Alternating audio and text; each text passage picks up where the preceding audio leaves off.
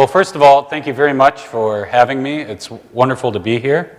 One other housekeeping item is that there's a lot of information in this paper that I'm giving you, a lot of hyperlinks down in the notes. And if you would like to have a digital version of the paper, so you're not typing in all of these addresses, but rather just clicking on them for further research and maybe edification, please let Pastor Larson know. He has a digital version of the paper, and he can send it to you by email. I'm fine with you passing it along to other people. I would just ask that you don't post it on the internet because it will be getting published at some point in a periodical. Okay, so let's get started. Pastor Larson alluded to the fact that we have gone through a seismic shift, and that is definitely apparent to anyone who has eyes to see. And before we start talking about the Great Awokening, that term is obviously a combination of the term woke and the Great Awakening. And not myself, but someone else put those two terms together to call what has happened over the last 10 or so years the Great Awokening. But I think that drawing a parallel to the Great Awakening is actually very useful.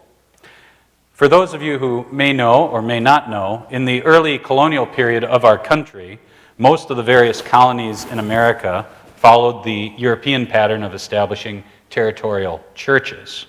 As the colonial period progressed, situational factors and Enlightenment influences caused an increase in toleration for religious minorities, though this was also true to a lesser extent in Europe itself. And here's where it gets important.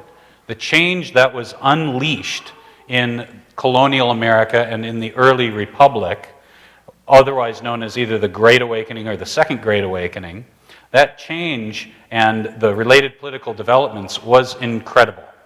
It was absolutely astounding how big of a shift it was. The democratization of Christianity, the astounding multiplication and proliferation of sects and cults and itinerant preachers, the switch from congregational focus to mass events and mass evangelism, the changes in methods concerning music and liturgy were absolutely revolutionary. One could claim that these revolutionary forces were inherent in Reformed theology, which dominated America. One could point out that a politically driven Reformation and shopkeeper sensibilities would make English-controlled territory an ideal place for Enlightenment ideals of toleration to flourish. One could also note that diverse populations make the goal of a unified religious community much more difficult to maintain. All these factors have a lot of merit, and historians debate the level of each influence that I've listed. However, it should not distract us from the main point of comparison between the Great Awokening and the Great Awakening. The main point of comparison I wish to draw from it to our current religio-political situation, and I'm using that term particularly and on purpose. It really is not just a political shift, but a political and religious shift. The Great Awakening was a seismic event, just like the Great Awokening.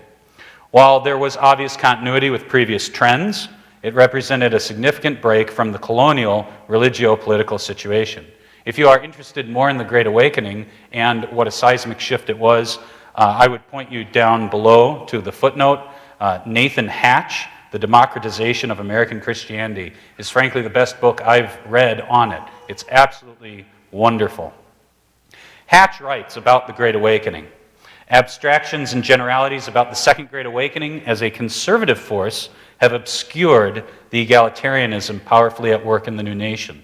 The shift towards democratization and break with traditional respect for established authority and hierarchy not only surprised religious leaders, but even the leaders of the early American Republic.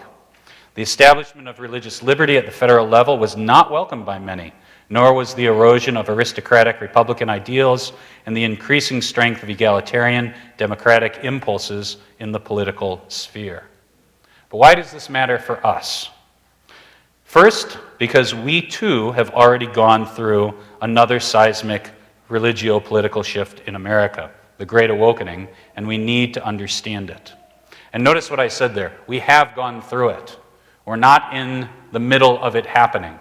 Yes, there are some aftershocks, so to speak, but we've already gone through this shift.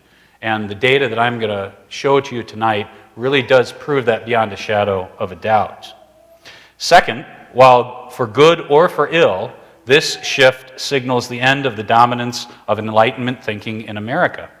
And we must recognize the underlying continuity with the Enlightenment and correctly identify this new or old shape of our rival. Even though Enlightenment thinking is waning in America, and I think it's pretty much over as the dominant force, there is some continuity, and that is to say, we need to recognize our old rival, the religion of humanism. And I want to take the time with this extensive quote, and it's from the founder of the Missouri Synod, C.F.W. Walther. He wrote a work that's been translated into English, Slavery, Humanism, and the Bible, and he has this brief excursus before he starts talking about more particular issues on humanism. Here's what he says.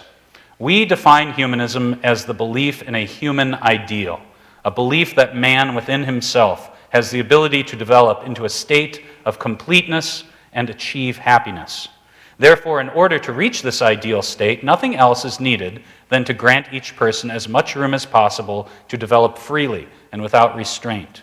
Freedom and equality, equal rights, equal possessions, equal enjoyment and pleasure are thus the goal of man's striving, the attainment of which will eradicate poverty and suffering from this earth. Does it sound like a lot of movements today? And Walther was writing in the 1800s. This is no new thing.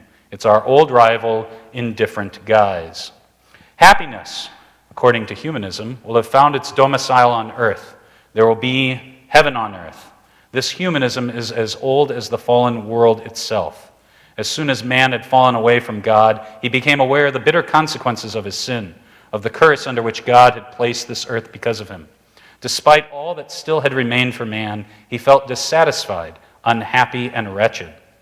However, instead of recognizing his sin as the cause of his wretchedness, seeking to return to God in his help, he saw the consequences themselves as the cause, and deemed that he could achieve happiness by gaining what this world has to offer. But the depth of our depravity and the snares our sinful hearts are not to be underestimated. However, humanism, which wants to be independent of God and men, wants that man renounce happiness and the life to come as something which is dubious. It wants that man finds this happiness within himself, which will surely change the earth into heaven, and promises equal happiness to all. This humanism is the chiliasm, or millennialism, or utopianism, we would call it, of the secular world. It is its religion. And that, of course, is what Marxism and communism and socialism is trying to make a heaven on earth, a utopia. And this humanism, it always appears with force wherever Christianity wavers.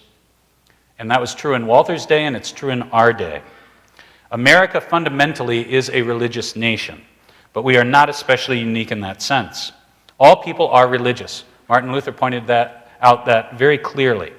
Or as Bob Dylan said, you're going to have to serve somebody.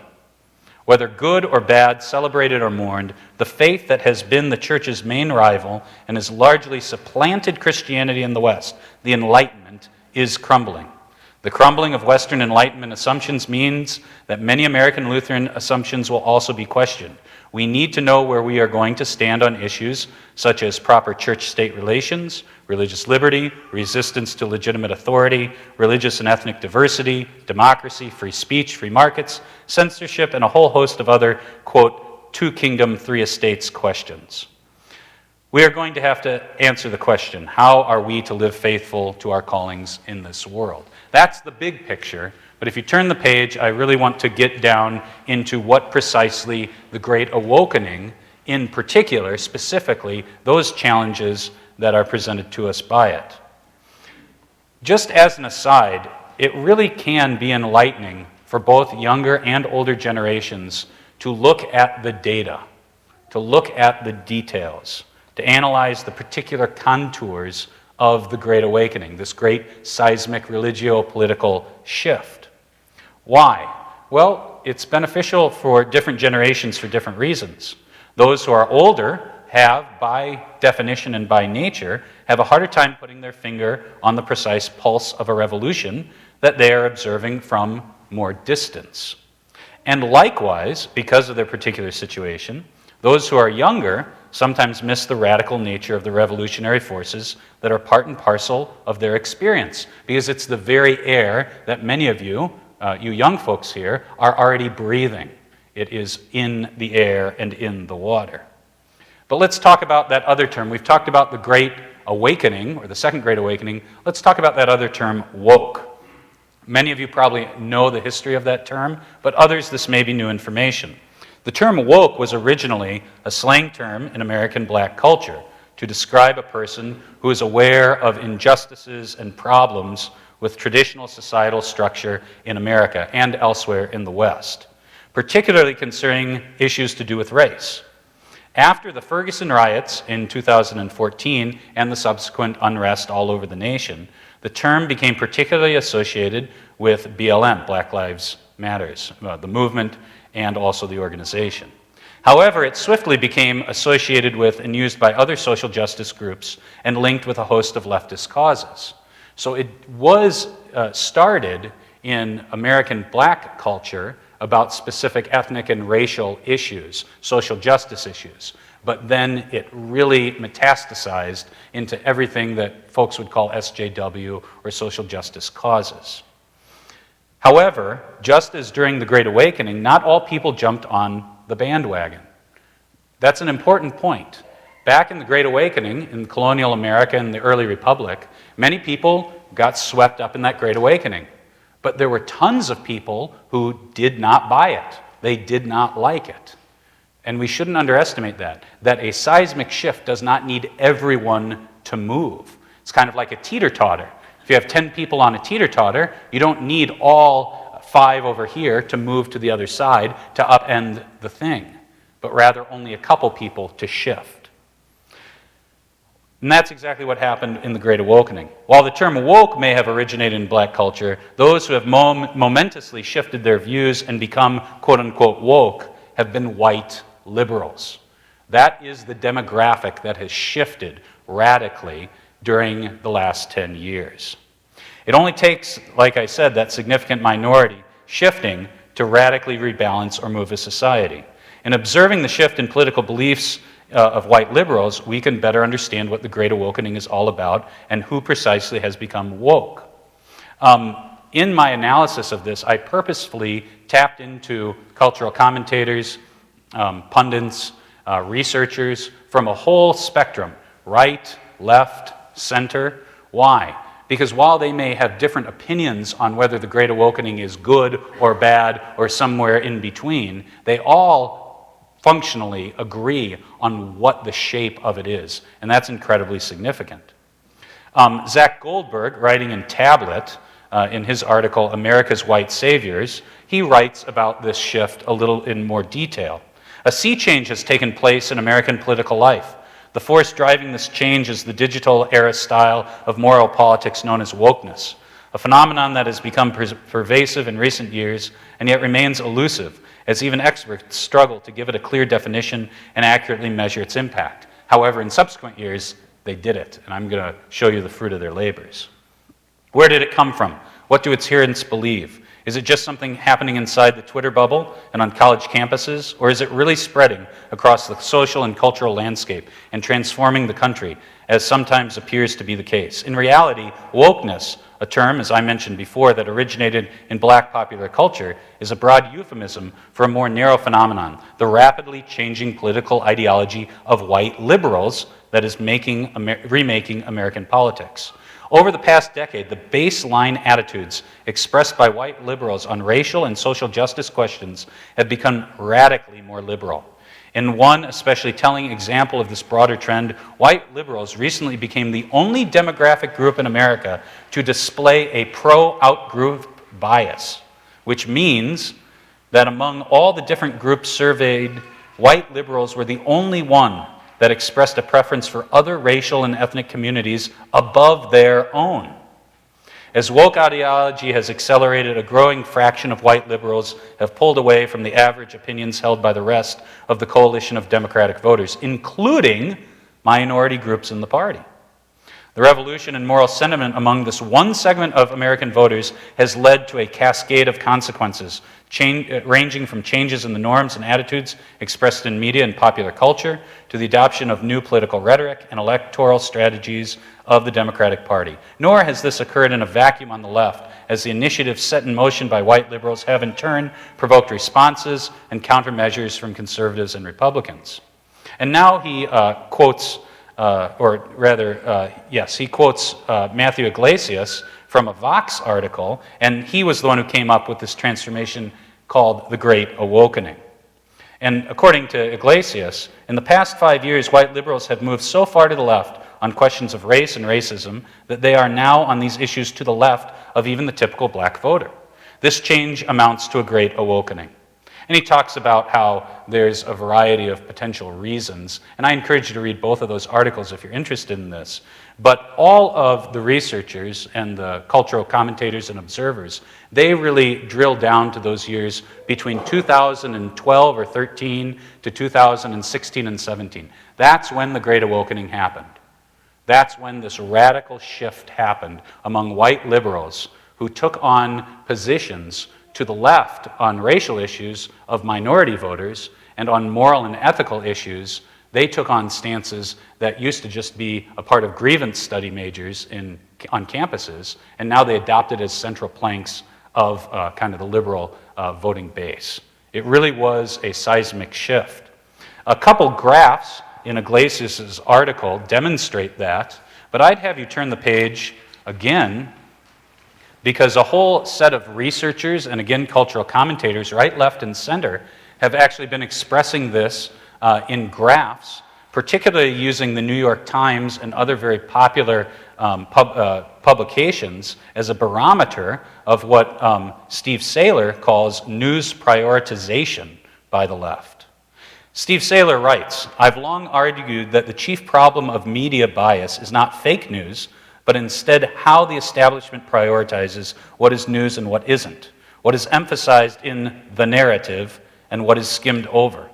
There's an endless abundance of events in this world, so what makes the headlines versus what is relegated to the police blotter are politically important decisions.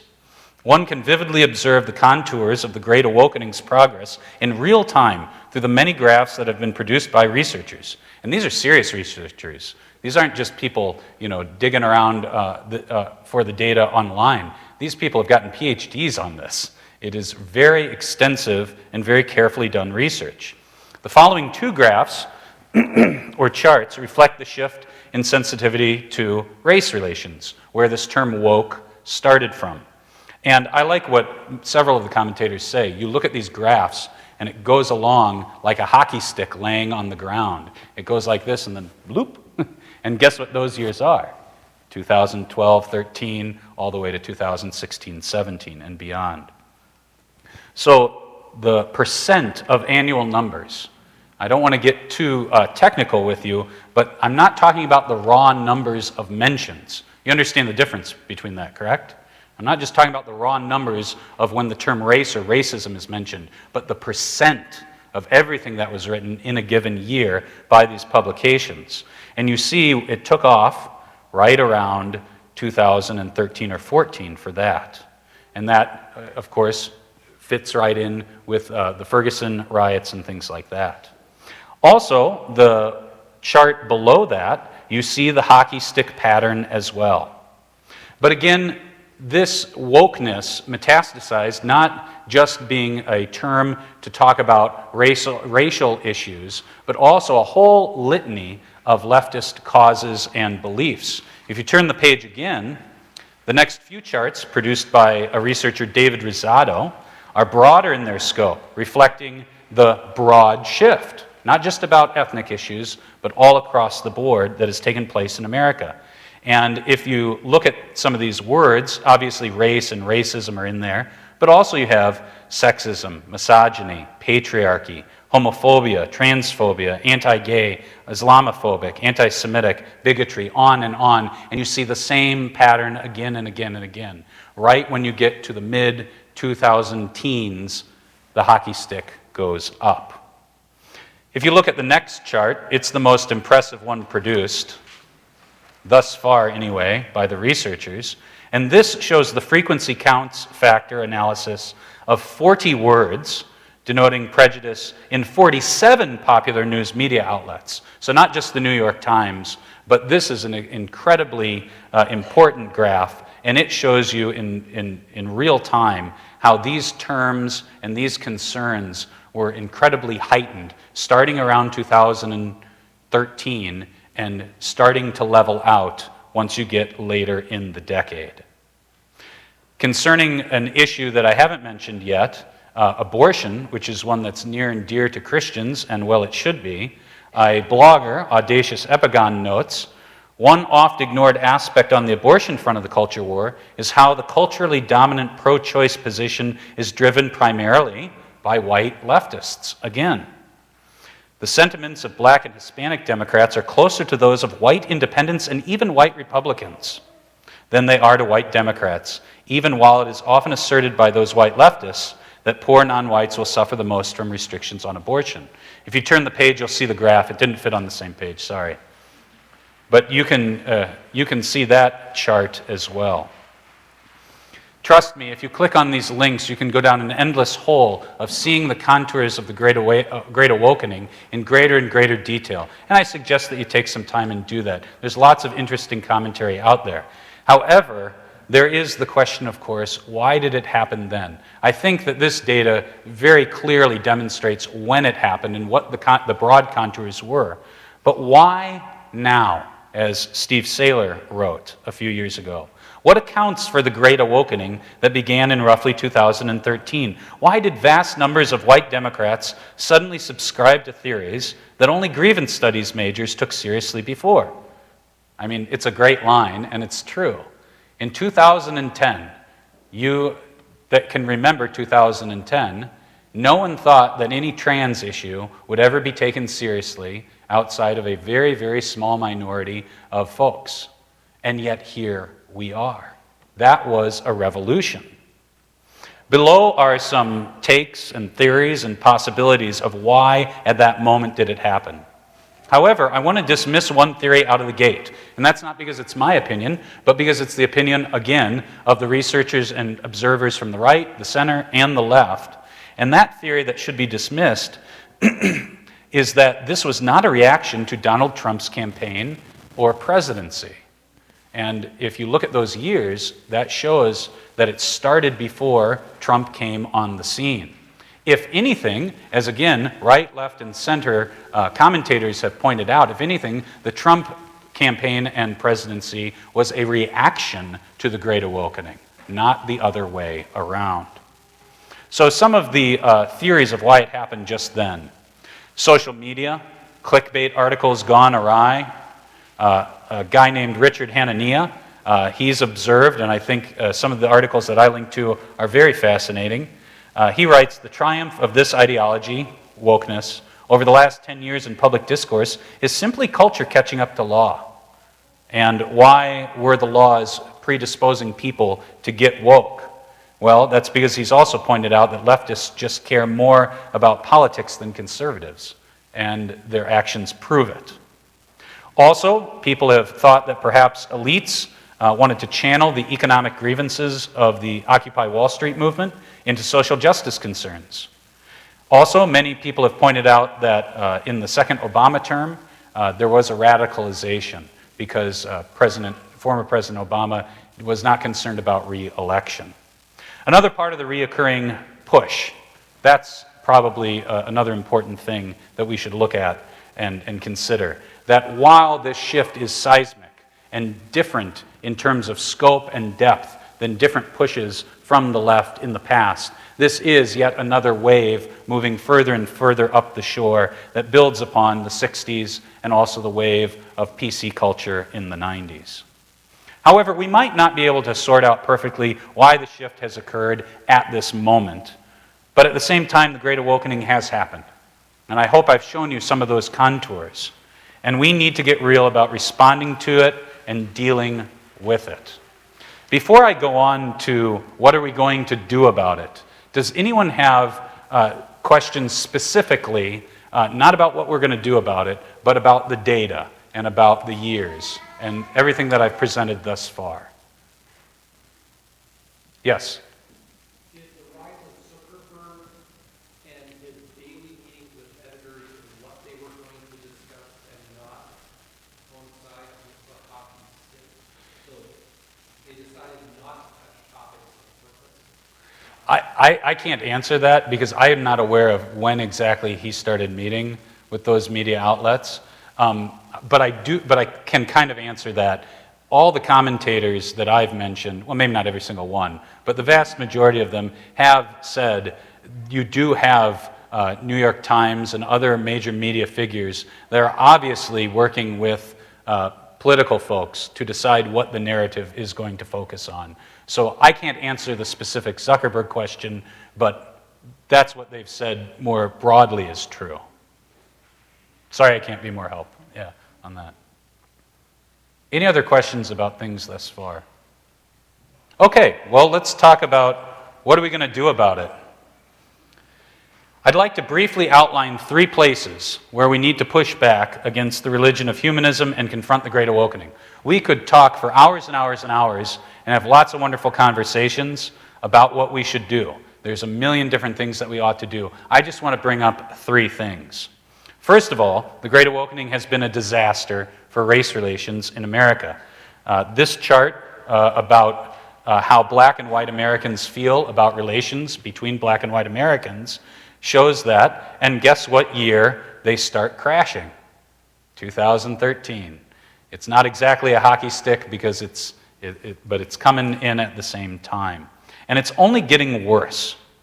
So we must push back against the anti-biblical claims, specifically of BLM, CRT, and all the other politically correct / woke organizations and ideologies that stem from humanism. The idea that you can create a heaven on earth.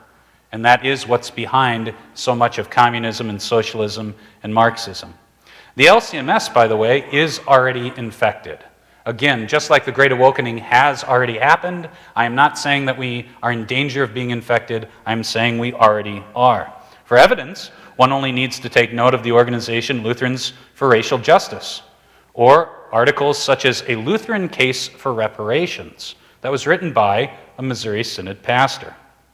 The reticence to condemn the 2020 riots, which was shocking to me among some in the LCMS, and the oddly weak stance on immigration in some quarters. Perhaps to bring matters a little bit closer to home, even a cursory perusal of the university's website and the activities of sanctioned groups show that CUW has been deeply influenced by woke ideology that drives CRT and BLM. You can see all of the books and suggested articles or podcasts. I don't need to sit here and list it. You can just go online and see it. Those of you at CUW know this already. But how are we going to push back? Again, I'm not trying to do a whole paper on BLM or CRT, but it doesn't matter how biblical you speak. And this is more of an attitude adjustment I think we need to have. And frankly, whether you're white, black, brown, yellow, or purple, we need an attitude adjustment. Specifically for the Missouri Synod, it doesn't matter how biblical you speak. It doesn't matter how nice you are. You think if you just explain Christian theology nice enough and people will understand and say, oh, I got it wrong, now I know what you mean. No, that's not how it works. White Christians, specifically in the modern West, and a majority German American church body are going to be called racist no matter what you say and no matter what you do by the woke. And frankly, you need to stop being scared of childish slurs like racist. It really is a term that doesn't mean much of anything anymore. But again, that's a whole nother talk. We need to acknowledge that God has made the nations, and that's a good thing. He made us different. It's part of his creation. If we're going to live together in harmony, we need to speak the truth. We are not just random individuals, but are part of distinct families, clans, tribes, and nations. A somewhat recent example of the Missouri Synod actually grappling very faithfully with these issues was the 1994 document Racism and the Church, but not the majority report, the minority report.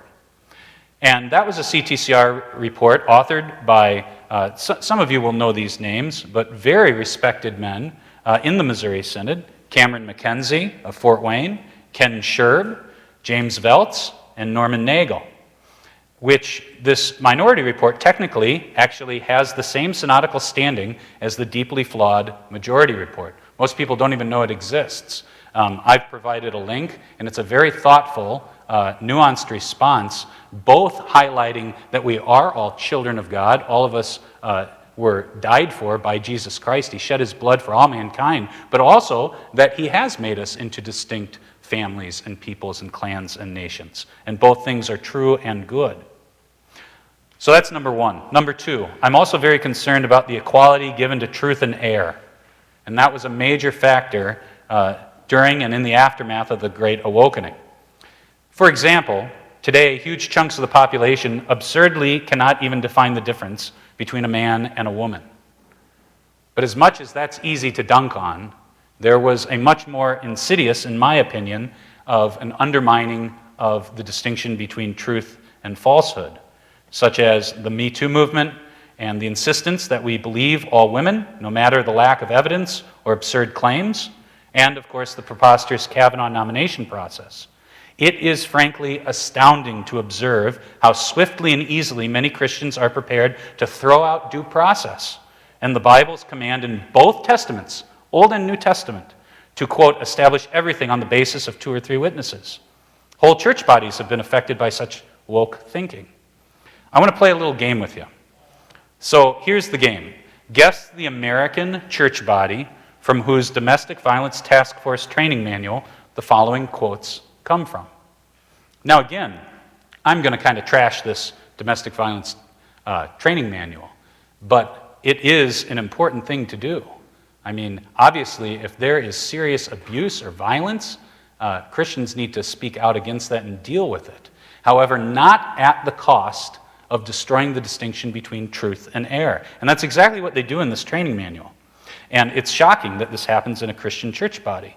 For starters, the manual micromanages how pastors are to conduct couples counseling, insisting that the pastor should screen for and functionally presume abuse, and that he should meddle in some cases, perhaps in other congregations. Also, here's a quote about who's telling the truth.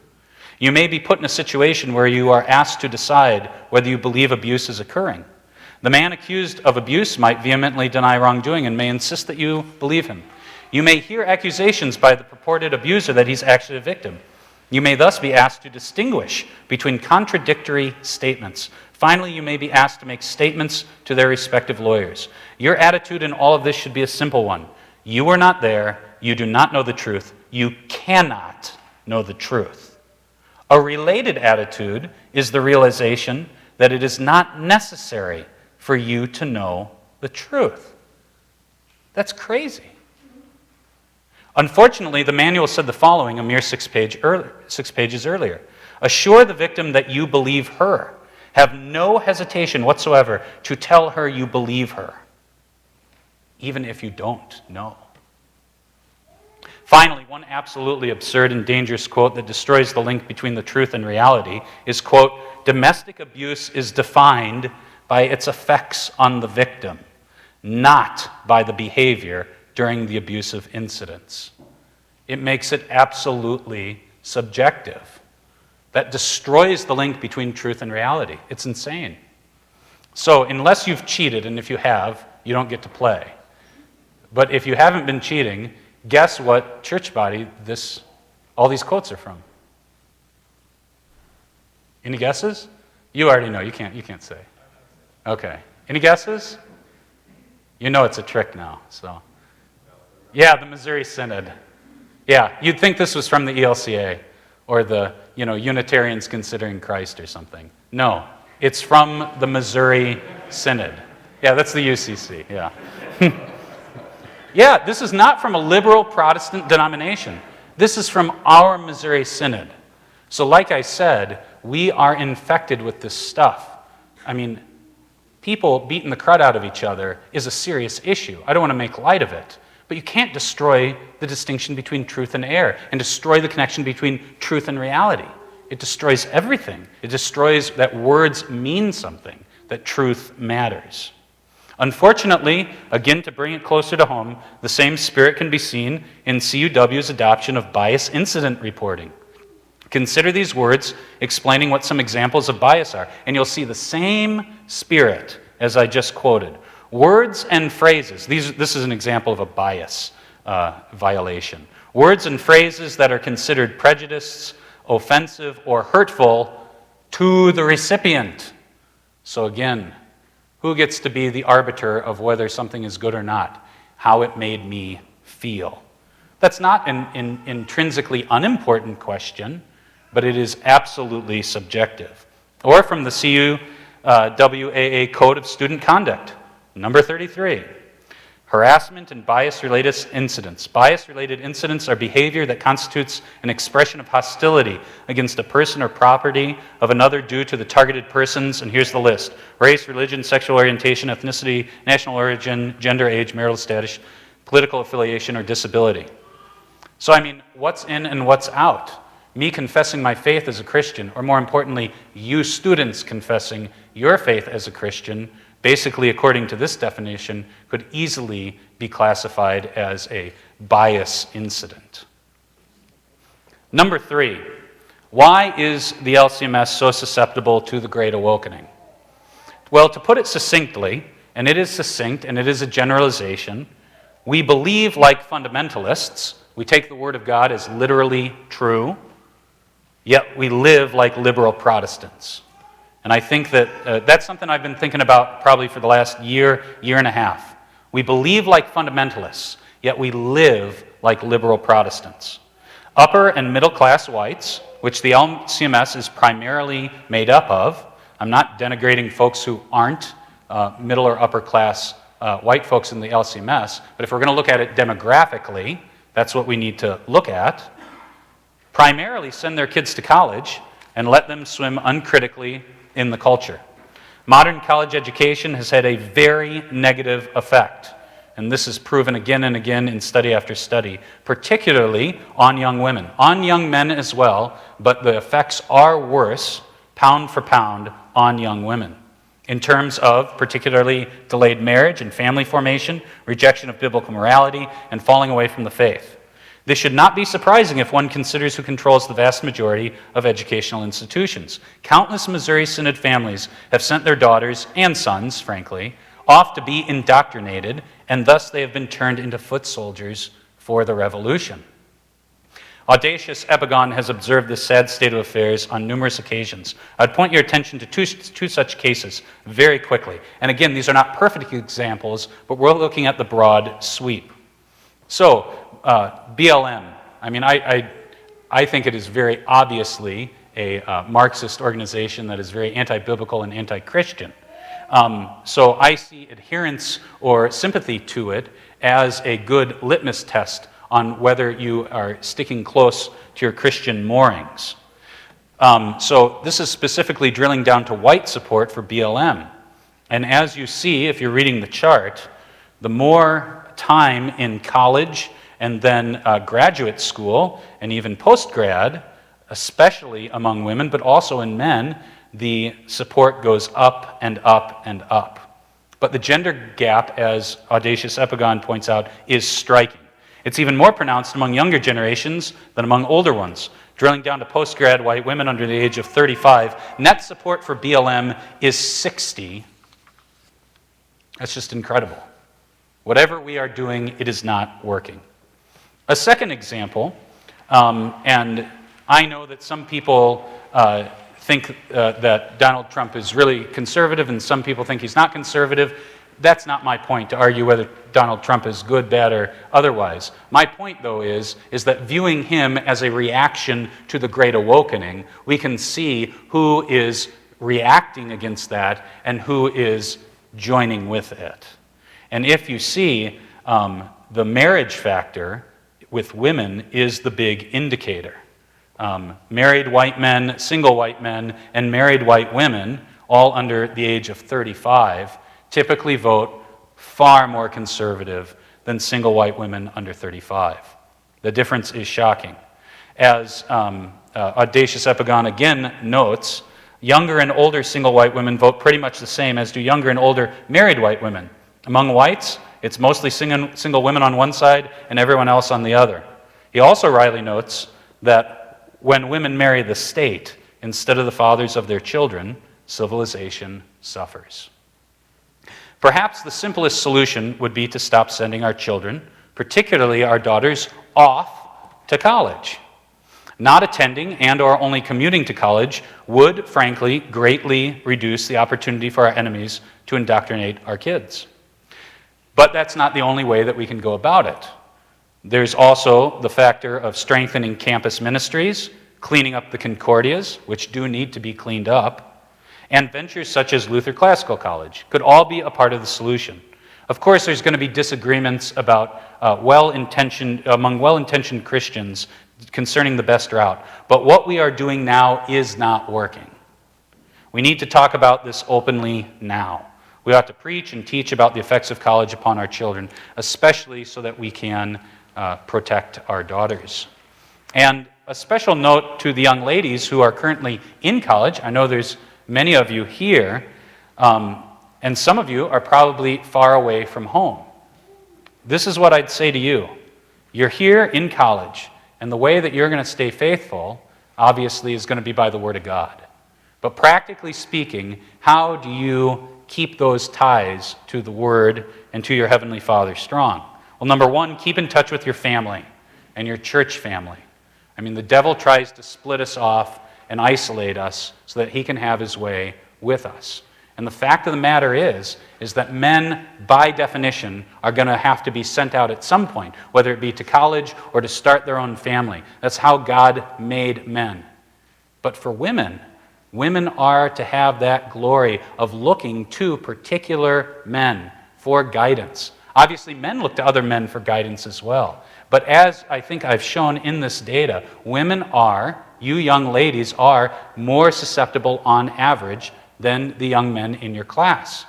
And you need to be particularly aware of this. So keep in touch with your family and, of course, your home church family. And number two, find faithful Christians to guide you in loco parentis, which is to say not instead of parents, but in the stead of parents. And this goes for the guys too. And here, right here, you have such great opportunities. You know, you've got Lutheran Memorial Chapel, you have solid, good professors at Mequon, and even if you're not going to Mequon, you can find good pastors, good Christian men and women who can help guide and shepherd you. And again, keep those ties tight to home. It's so important. Conclusion. I like memes. I don't know, do you guys like memes at all? Some of you? Yeah. So here's a meme that I like, and this is all about attitude adjustment. That's what my conclusion is. If we're going to confront the Great Awokening, yes, we got to deal with all of those three issues and a whole host of more. But what's more important than all of that is an attitude adjustment. And this is the attitude we can't have. Yeah, I'm a conservative. I agree with slightly diluted versions of everything the far left pushes for, until they push the Overton window even further left. Then I start agreeing with their original positions. I'm against trans children until the left pushes for trans toddlers. Then the trans kids seem pretty reasonable. It's called having principles. And that's been the conservative movement in the United States for a long, long time. Support for gay marriage by political party. Look at the Republican line. And I know that Republican does not always mean conservative and Democratic doesn't always mean liberal. But for the big picture, it kind of does. Look at that line. Republicans are just 10, 15 years behind the Democratic Party. That's all it is. And that is a losing attitude. As the chart demonstrates, and I, like the meme, will put very bluntly, we need an attitude change. We should stop thinking of ourselves primarily as conservatives, whether it be conservatives politically or conservative Christians.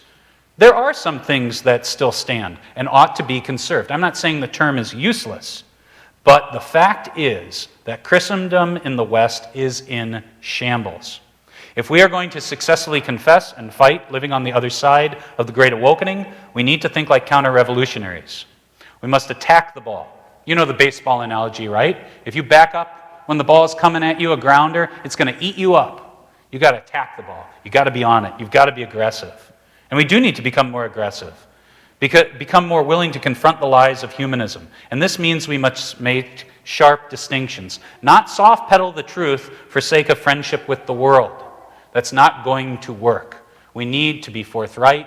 We need to speak the truth, in love, of course, but speak it clearly and sometimes sharply. One concluding thought on making distinctions and drawing lines. The enemies of the church have always howled at certain terms. Their whining and complaining meant those confessing the faith were right over the target. The Arians, for example, who denied the divinity of Christ, could not stand the term homoousios. And that is a wonderful example. They could say a lot of things about the Son of God, but they could not say that term. Likewise, the Seminexers, when in the Missouri Synod, there were folks that denied the truthfulness of the Bible. They hated a certain word too, and that word was inerrancy. The woke despise a particular term, and that term is patriarchy. They proudly proclaim their desire to smash it. Few things, though, are as biblical as patriarchy, for patriarchy is built into creation itself. The rejection of earthly patriarchy ultimately stems from the rejection of the Father himself. So my point is that just like embracing the word homoousios and inerrancy, we need to have an attitude change and look for those terms that actually draw wonderfully sharp distinctions so that we can proclaim faithfully the glories that God has spoken to us. We need to embrace the word and the truth of patriarchy, divine patriarchy, because we indeed blessedly live in a patriarchy with a divine patriarch. Or as St. Paul beautifully writes, "For this reason I bow my knees before the Father, from whom every family," and here in the Greek it's fatherhood, patria, "in heaven and on earth is named, that according to the riches of his glory he may grant you to be strengthened with power through his Spirit in your inner being, so that Christ may dwell in your hearts through faith, that you, being rooted and grounded in love, may have strength to comprehend with all the saints what is the breadth and length and height and depth, and to know the love of Christ that surpasses knowledge, that you may be filled with all the fullness of God." And that's the truth. We have a divine heavenly Father, purely out of his mercy and grace, has loved us through his Son. The Great Awakening's happened. We've got lots of work to do, and there's lots of bad news in this report. But the fact of the matter is that that changes nothing about who our Heavenly Father is, and we should boldly and gladly proclaim his fatherhood so that we can live in a good patriarchy here in Western Christendom, or at least what's left of it. Thank you.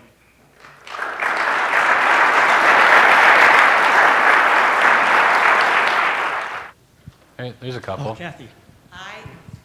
I just am concerned, and I don't even know if it's appropriate to ask this.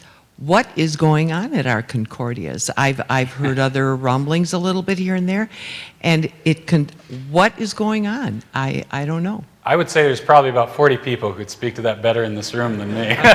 but I'll use that as an opportunity to make one note. I'm not at a Concordia, I'm not a student, I'm not a professor, but our Concordia here, Mequon or CUW, whatever you want to call it, they're about to have a new president. Mm-hmm. And there are, I know enough that there's problems there with a lot of woke stuff, and probably 10 million times more than I even know. I know a lot of other people here know a lot more, but I'd use the opportunity to say it is going to be critical to get a good president.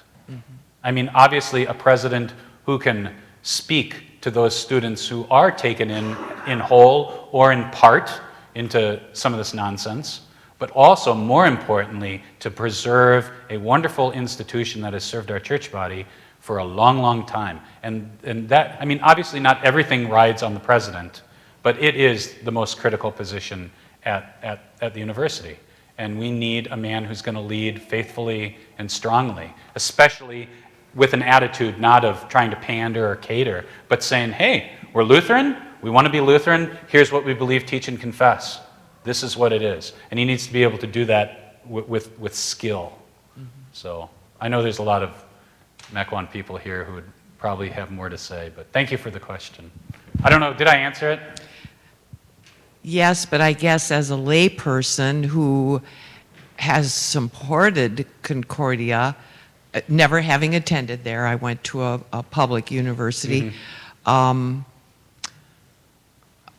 guess I'm wondering, What can you is do? it, right, pray, obviously. Well, you can pray, but you can also nominate good people at the congregational level for boards of regents. You can call up officials at the college and say, I see this on your website. Why is this? I mean, you can do those things. That, I think that would be wonderful. I don't want to speak for anyone else, but I mean, ask those questions. I mean, this is our Concordia. I mean, it should not be the way it is. Thank you. Yep. Talk to your pastor about it too. He might have more specific angles on it. Oh, okay. Then he knows more about this than I do. Yeah, I'm a former college president and been nominated to 8 of our Concordias, including the CUS over the years. One of the things that I would say is that the movement that he spoke is also coming into the faculty and those who are leading. And so in the prospectus, the language of he, the president, would be a spiritual leader and a head of our community, was changed by one administrator of the university to become person, leader. They got rid of all the gender. And then all of a sudden, there were nominations for women to become president of the university. And these were forwarded. It's the same sort of thing that if in this church there was a vacancy and all of a sudden we had women pastors being nominated to be president or pastor in this church. And so the faculty and many of your pastors on the theology department spoke openly against this. And the question surfaced, why do we need a pastor? And here are some answers. President Ferry has an organizational structure in our university where 5 or 6 pastors report directly to the president. We have a university where the president regularly preaches and addresses the congregation. So he preaches, he leads the spiritual life. And that's the number 1 criteria, spirituality. Number 2, he is to be a head. And when St. Paul uses that in the New Testament, either of a husband or Christ as the church, it requires a pastor. So I'm unashamedly calling for the pastor and have called on those who had made the decision to forward women's names to stand down and to recuse themselves or retire themselves from the search committee. And that process will continue, but it will really help if the lay people of our church write a letter saying, I was a supporter, I have heard this woke mentality coming, and we would like to return to the foundational principles of our church unabashedly. So, Yeah, and what you said is send it important. to President Cario, interim President Cario, and you could also send it to the chairman of the Board of Regents, who at this point happens to be a man by the name of Mr. Richard Lobbs. And it would be good for him to hear that individually as well. And what you said is important. I said call. Writing is, do both. But make sure that you write as well, because then it's documented. Well, I thank you because it's helping me understand and be more aware, because I think lay people who are concerned about this will step up to the plate, but we have to know, you know. I think Logan had a question. He had his hand up. Right here. Oh, hey, Logan. Hey, how's it going? So I don't know if there's like a straightforward answer to this, but do you have any recommendations for how to address like wokeism and things like that in the workplace? So for example, I work at a local credit union as like a banker slash loan officer. And recently it was announced internally that we have like committees for different like minority groups to celebrate them, as well as a committee group to celebrate Pride Month coming up this year, something Right. I'm not thrilled about. Yeah. And like this sometimes involves in like, you know, everyone, all staff wearing like a themed t-shirt or something like that. So I dread to think of being forced to wear tie-dye or something like that. Yeah. But on a serious note though, Yeah. like in the workplace and in our daily life, do you have Yeah. recommendations as to how to properly and respectfully? Yeah, I do, because my own parishioners at St. Paul's, several of them have come to me, obviously not in exactly your situation with exactly the same challenges, and it obviously the circumstances are going to differ from person to person, situation to situation, but a great Bible passage, the teaching of our Lord that I always point them to is, be wise as serpents and innocent as doves, where, you don't have to go, like in the early church, there were all these martyrs, right? All these people got killed for the faith. But there were two heirs on either side. You could fall off the horse. Some people got so excited about becoming martyrs that they like ran to martyrdom. And you don't have to go finding a sword to fall on. But at the same time, if you get boxed into being forced to do something, then you need to stand and make a confession, do it. But I mean, both of those things our Lord teaches us, that in a fallen world, even though it was the serpent that was used by the devil, he even uses that same creature to teach us, be wise as serpents and yet remain innocent as doves, which is to say, be clever and sometimes crafty, but also be innocent. You should think of, and this leads into, some other issues about how to resist authority. Think of Shiphrah and Puah, the midwives of Egypt. They lie to Pharaoh, Go kill these babies. Go kill the Israelite babies. And they come back and they say, it's a ridiculous story. All these Hebrew women, they just have the kids so fast and it's too late. We can't do anything. It's an obvious lie. They're making it up. And yet what does God do? Because they refuse to shed innocent blood. He blesses them with families of their own. So again, they are doing what is right, but they also aren't saying, well, Pharaoh, here's my letter. I refuse to kill babies, so execute us. They would have been willing to be executed, but they don't go looking for swords to fall on either. And so, I would say, talk to your pastor. Talk to your pastor and talk to other Christians that you know as wise, capable individuals to sort out those fuzzy gray areas where you want to be faithful, but at the same time, you need a job to support yourself and your family and things like that. So I can't give you particular advice on that, but I think that's the framework that you want to have.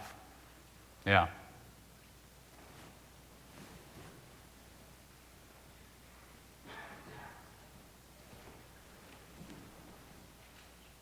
I guess I just have a question on whether, what us as Concordia students can do to directly push back against all this material that's coming out, because I've seen professors pushing it more and more on us. So. Well, I'm sorry, Eddie. I'm not the right person. I would say, though, number one, I want you and every other Concordia student and everybody in here to stand for the truth. But also God calls different people to be the tip of the spear. And students are very, very vulnerable, They can hold a lot of stuff over your head. And so again, just like what Logan asked, I would talk to some of the professors in this room who know the internal structure. And talk to me, my parishioner, so talk to me about it, about the particular situations and the nuances there. But also I would say, because I'm not on the faculty or staff, you want to talk to some of the professors that you know to be faithful, to help guide you to be, again, wise as a serpent. You don't want to run headlong into getting kicked out of school or something like that, making big trouble for yourself. But at the same time, there's going to be times when you say, no, this is wrong. So again, that's not particular advice, but again, as a mindset. And I would lean on older, wiser folks. I'd talk it over with your parents and your grandparents too, because they've had to face these situations as well. Yeah, great question.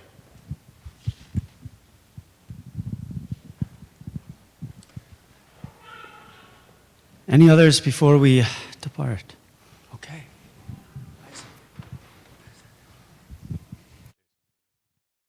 Thank you. I have a question on page 2, on the page that has the CFW Walter quote. Yes. Right after your Bob Dylan quote, you say that the faith that has been the church's main rival and has largely supplanted Christianity in the West, the Enlightenment, is crumbling. Yeah. The crumbling of Western Enlightenment assumptions means that many American Lutheran assumptions will also be questioned. Could you speak a little bit more about like what assumptions those are?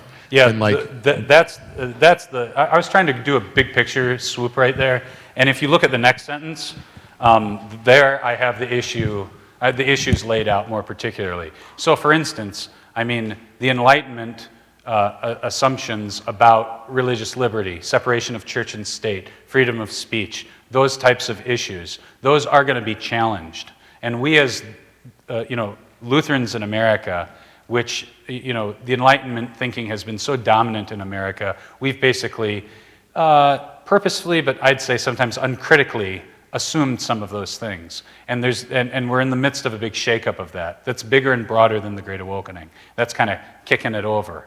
And so we do need to more deeply think about things that we've taken for granted, like the proper relation between church and state. I mean, we've got to talk about that kind of thing. Resistance against legitimate authority. As Lutherans in America, we have not had to deal with that very much up until the last couple years. Yes, I know that there was some significant persecution of German American Lutherans with their schools and things like that, but that was 100 years ago. So what I'm saying is that all those issues, free speech, free market, censorship, I mean, those are just kind of givens in Enlightenment thought. And we're going to have to more critically think about that as Enlightenment assumptions go away and say, are we on board with this? Not because so much the Enlightenment, but because it's biblical. Or was this really more Enlightenment than biblical? Or is it somewhere, is it kind of biblical, but kind of not? And that's the list, though. I don't know if that helps. Does that make sense? Okay. Lane had a question. Of the 3 suggestions, I'm guessing number 3 may have generated the most pushback, perhaps, as a LCMS pastor writing this paper. Could you share some of the criticism, some of the contrary feedback you've received that perhaps would say, well, yes, but? In terms of sending kids off to college? Well, the LCMS is being susceptible, the influence overall within the LCMS. Oh. Could you share, do you have any examples of where people have taken you to task for writing this and said, well, yes, but you're forgetting X, or somehow have a counter argument? I did have one person, when I presented this paper earlier in January in Fort Wayne at the LCA conference, Lutheran Concerns Association.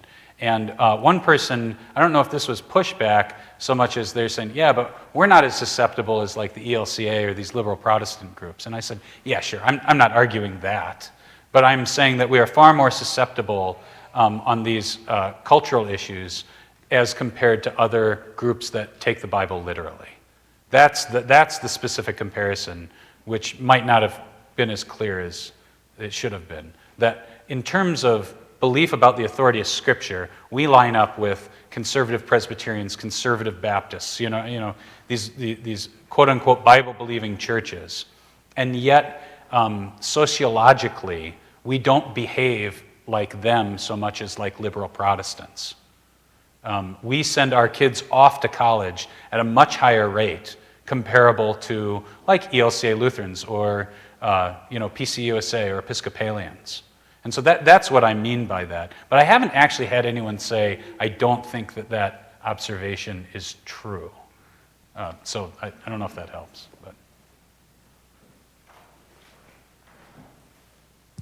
Speaking as a professor of theology at Concordia, I want to encourage both lay people and also students, that you have faculty members who are confessing the faith, who are teaching faithfully in the classrooms, who are offering pastoral care and concern for the students who are worried about things going on at Concordia, and that as you have with your wonderful group of friends and other Christians in that community, that you also have pastors, professors, and not just theology professors, but other very, very faithful faculty members who are deeply concerned, not just for your intellect, but for your soul and for the well-being of your body.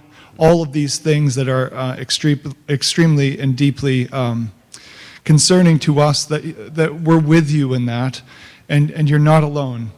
Like any institution, you have to find people you trust, and you have to work through that. That goes, I think, for Lutheran pastors as well, that not every parishioner should trust a Lutheran pastor. You have to get to know them. You have to hear them preach. You have to hear what they confess. And so also at the institutions of our church, you have to do the same.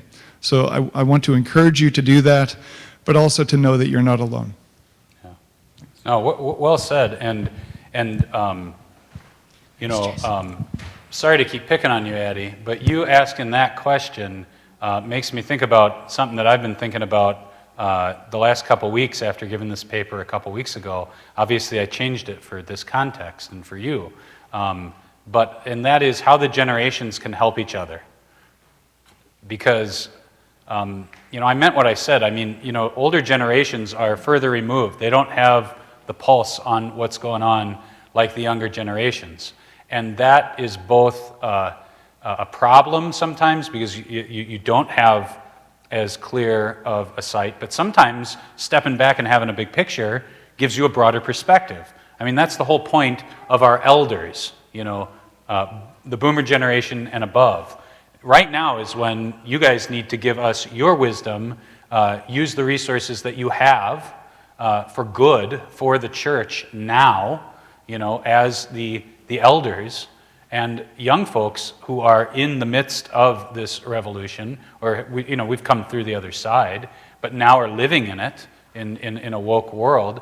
I mean, you guys have gifts to bring to the table too, namely zeal. You should be zealous. You should be on fire about good things, about the word of the Lord. And that is something that inherently and naturally young people bring to the table. And then you have folks, I mean, that's more of the millennials and the Zoomers, and you got Gen Xers, who right now really are kind of a bridge generation. I mean, I'm a very young Gen Xer, and frankly, I'm sure my childhood with no cell phones and no internet until I was in junior high, and it was dial-up. I mean, my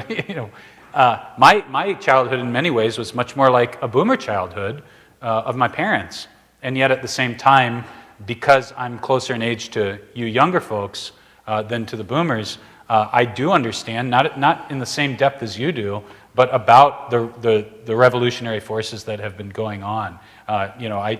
It's more natural because I'm closer. And so the Gen Xers really need to be a bridge to help the generations speak to one another. Because that's the other thing. I mean, the lies of the devil and all this woke stuff really wants to destroy patriarchy. And patriarchy is not just about men, but it's about all of us being under our Heavenly Father. And that means men and their wives and their children, all working in beautiful harmony together under our great Heavenly Father who's given us His Son. But also it means that we don't just think about it familially, but as extended families, and that means generationally. I mean, the devil wants to have the generations hate each other. I mean, don't get me wrong. I make my generational jokes just like the rest of you. Don't look too guilty, young people, right? I'm sure boomer jokes have passed through your lips as well. And I'm sure the boomers here have called people snowflakes here and there. And some of that is hilarious and fun and funny and good. I mean, if you can't joke around with each other, then, I mean, it just sucks the joy out of life. But at the same time, the devil does want to make the generations hate each other. And we can't let that happen. We got to critique each other, but also see each other's different gifts and what we bring to the table.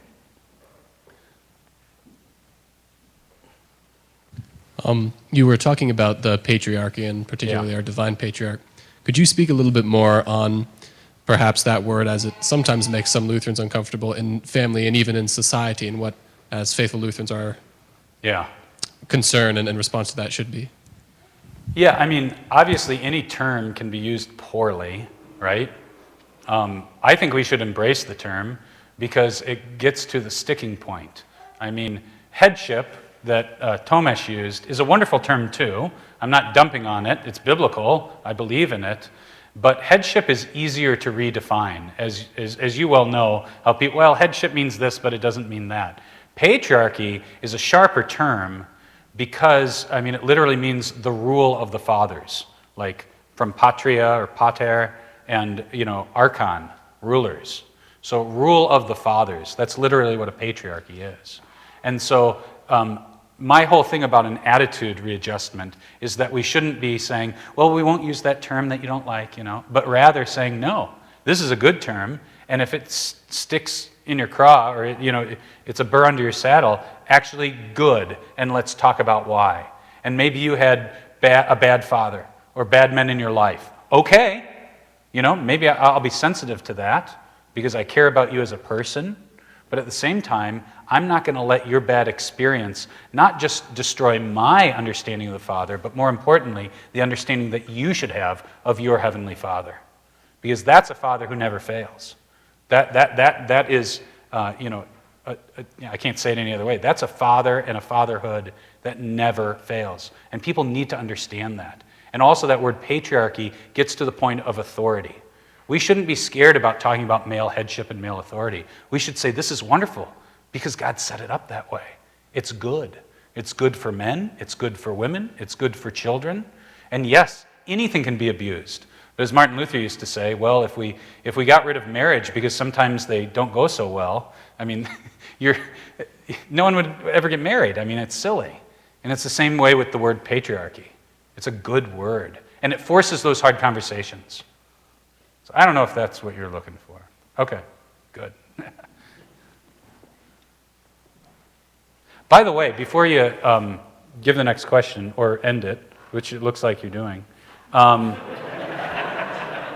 but before you give him the mic, actually, the Lutheran Witness, which is has been pretty good over the last couple years and getting better, but isn't always great. But I really got to give credit to the new editor, Roy Askins, Pastor Askins. He just came out with an excellent issue that talked more about this word in particular, patriarchy. And there was an article by Pastor Hemmer, who's the assistant to President Harrison, and it's called Patriarchy. And a lot of what he says in there, I mean, that'd be the same thing I'd say to it. So that's a good article to look at. That issue was actually a great article, period. Thanks, Pastor. First of all, thank you very much for your presentation. It was very enlightening. Sure. I can argue about it all day with my friends and peers, but if I don't have the data in front of me, it's a whole different world. Yeah. So having this in front of me is awesome. Thank you. I'm a sophomore at UWM here. Okay. Have you heard of Turning Point USA at all? Yeah. Okay. UWM actually has a branch and a chapter there, Okay. and I am on the executive board. We focus a lot on activism and push back on the woke narrative and cultures. And what was previously mentioned about doctors and professors pushing this narrative. As an e-board member of Turning Point, I've been able to see on a whole new level of students and the student body being or pushing this narrative as well. So how can you combat not only the adults on campus, but also the students? Yeah, I mean, I don't know. I mean, at a public university, I mean, I don't want to be a Debbie Downer, but I mean, that's enemy territory, as you well know. I mean, it is. It's enemy territory, and I think you can do and make the faithful confession where and when you can. I mean, if you guys are into activism and you're pushing back on a university level, more power to you, but I just am not knowledgeable in that, frankly. I mean, I would just say the same thing that I said to the previous question, or an earlier question, 2 earlier questions. Be wise as a serpent and innocent as a dove. I mean, I do not want, especially young men, to be cowards, you know? But I mean, you also don't want to destroy, you know, your career and the rest of your life. I mean, people need to speak out. And that's a big problem among conservatives, is that they're always waiting for someone to save them instead of actually getting out there and being the tip of the spear. But you got to be smart about it too. So at a public university, I mean, I don't know. I don't know. I mean, sometimes I think the public universities are like, you know, that it's like it's just foreign turf. I mean, it's enemy-held territory. With students, though, I would say I think that's where you have your best chances. So I went to Valparaiso University, which I know isn't a Lutheran university, but nobody got that. Come on, you know? That was great, but yeah, it's not a joke. Yeah, that's right. They just changed their mascot, the Valparaiso Beacons. How lame is that?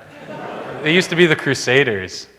Anyway, it was very liberal when I went there, with just vestigial Lutheran stuff. And I found that speaking to people more one-on-one, I mean, you just knew you weren't going to get rid of all the nonsense and all the you know, diversity, inclusion, equity stuff. It wasn't called that back then. It was all multi-culti stuff. You weren't going to get rid of that stuff, but you could change individuals. But I mean, you're obviously involved on a whole campus level thing. I don't have any expertise on that, sorry. Pastor Ramirez, we have 2 more. Oh boy, okay.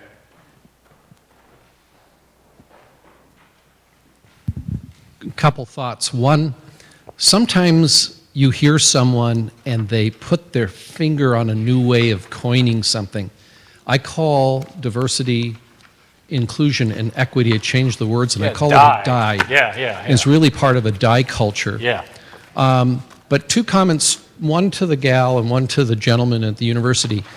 We do have examples of people like Malcolm Muggeridge, who was the editor of Punch magazine, an apologist who wrote the book Jesus Rediscovered, who found that in a secular university, writing concise articles that are protected because you've got well thought out things were a way of disseminating things in a culture that was so overbearing.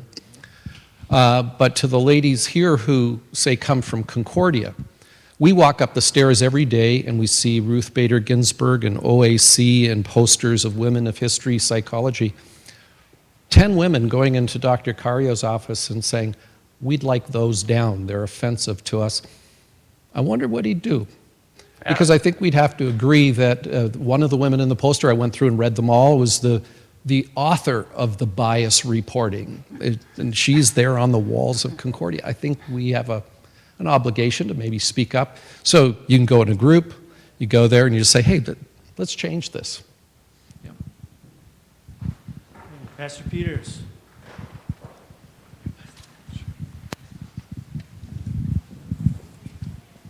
Thank you, Pastor Ramirez. I know that this was probably tailored for more of a collegiate type group here, considering the youth, the student group I didn't know who was going to show up. So I just... Right, okay. My question, or perhaps this is something that you've already addressed in other venues, but the idea of this not just being a college issue, Yeah. our Lutheran high schools, our Lutheran grade schools.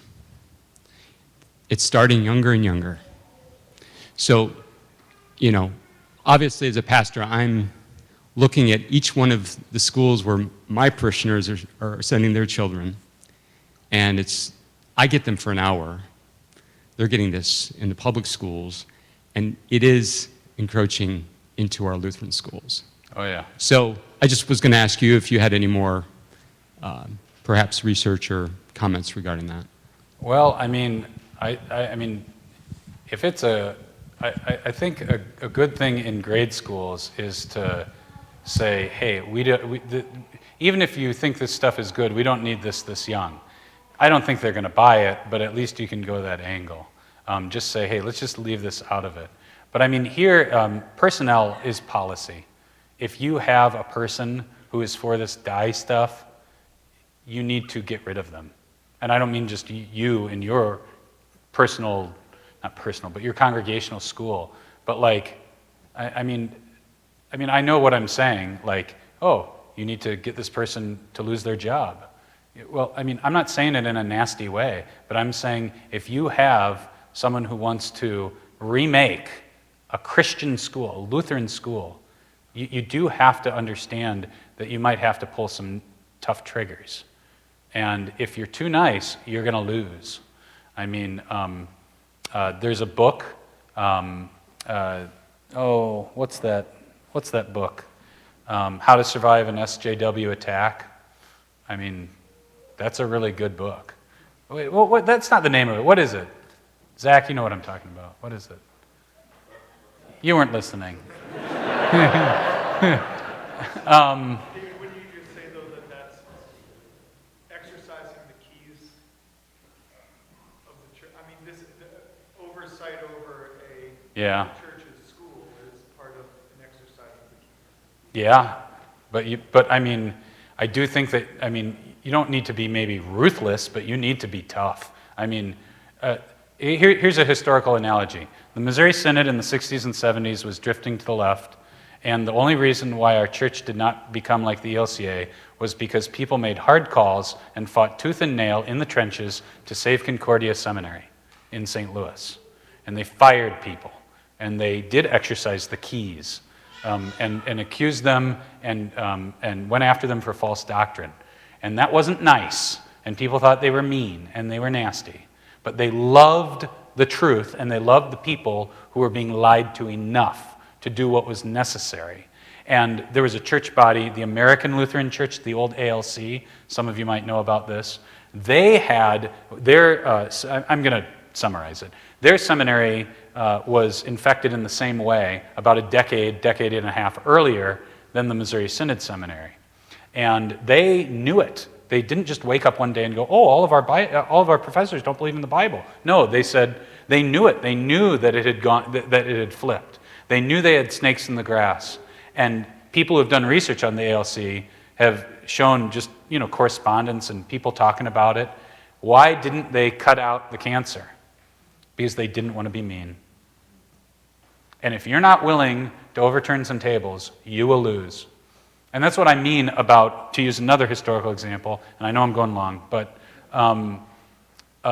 instead of thinking like a conservative, you have to think about yourself as a counter-revolutionary.